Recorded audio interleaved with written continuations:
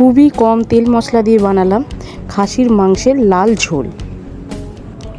নিয়ে নিলাম 750 গ্রাম মটন, প্রয়োজন মতন টমেটো, রসুন, আদা, আলু, পেঁয়াজ।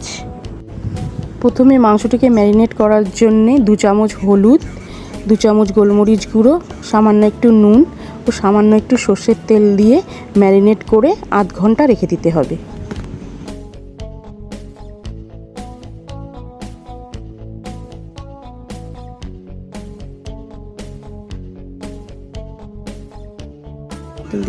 এরপর গ্যাসে কড়াই বসিয়ে যখন গরম হবে তাতে সর্ষের তেল দিতে হবে। পরিমাণ মতো সর্ষের তেল দিয়ে আলুটিকে একটু নুন হলুদ দিয়ে লাল লাল করে ভেজে নিতে হবে।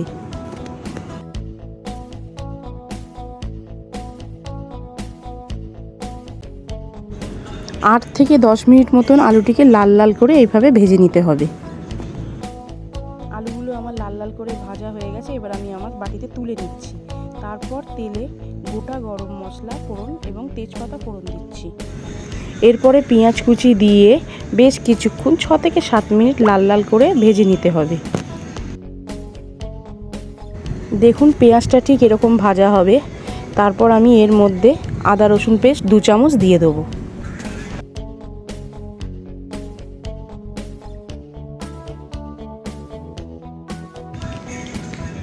তারপর একে একে টমেটো কুচি, নুন, হলুদ, সামান্য লঙ্কার গুঁড়ো, জিরের গুঁড়ো, কাশ্মীরি মির্চ, অল্প চিনি সব কিছু দিয়ে মশলাটিকে কষতে হবে কিছুক্ষণ ধরে।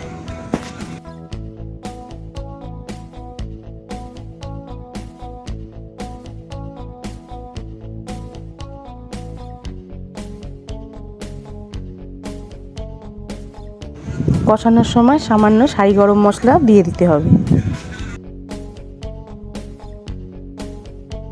এরপর গ্যাস সিমে করে চাপা দিয়ে অল্প অল্প করে কষিয়ে নিতে হবে গরম জল দিয়ে। এইবার মশলাটা কষে গেছে, আমার ম্যারিনেট করা পাঁঠার মাংসটা মশলাতে ঢেলে দিলাম।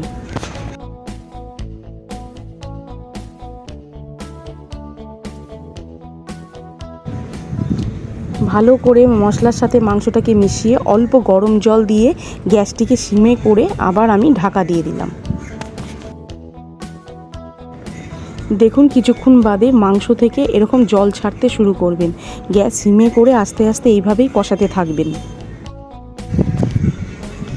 মাংসটি কষে গেলে এবার আমি কুকারে মাংসটিকে ঢেলে নিলাম। এবার ঢেলে এটিকে 5টি হুইসেল গ্যাস সিম করে দিয়ে নেব। 5টা সিটি হয়ে যাওয়ার পর দেখুন আমি কুকারটা থেকে দেখাচ্ছি মাংস আমার সেদ্ধ হয়ে গেছে, পুরোপুরি সেদ্ধ।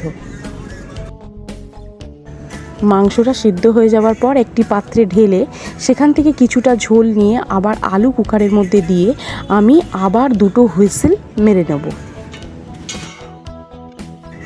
আলুটা সেদ্ধ হয়ে যাওয়ার পর সব একসাথে তুলে আমি কড়াইতে নিয়ে একবার গ্যাসে ফুটিয়ে নিলাম। আর এইভাবেই তৈরি হয়ে গেল খুব কম সময় কুকারে পাঁঠার মাংসের লাল ঝোল।